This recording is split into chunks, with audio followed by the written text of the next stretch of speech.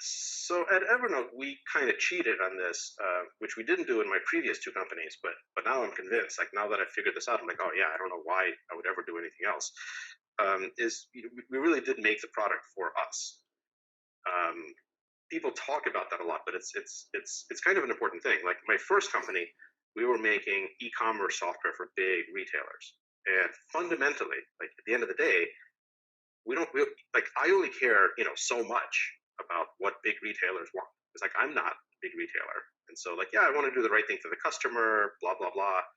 But ultimately, if like you wake up and day in and day out, you're trying to say like, what does the customer want? What does the customer want? It gets pretty demotivating.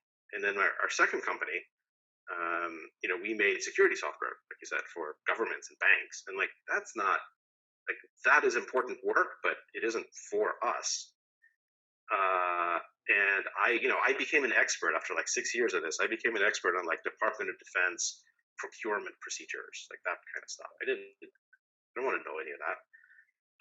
At Evernote, we really did make the product for us, and that it honestly feels like cheating yourself. It's hard, but if you're honest with yourself and you're making the product for you, you can know when it's getting better. Like you can know when it's worthy of like really being in love with this part or that part. You can know like when stuff's gone backwards, because like you are the target audience, and the iteration cycles are much more efficient.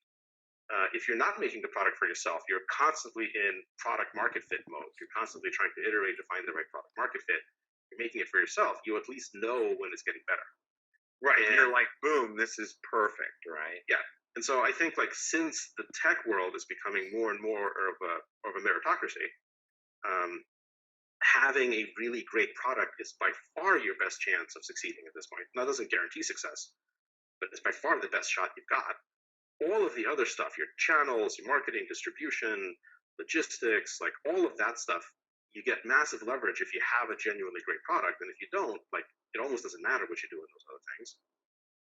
That's only been true for the past few years. Like that wasn't always a true statement. That's only been true since the advent of like social media and app stores and things like that.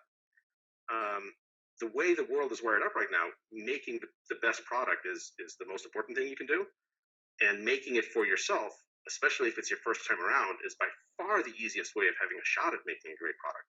So I would just say, like, if anyone's actually doing this for the first time, like, pick an idea that's for you.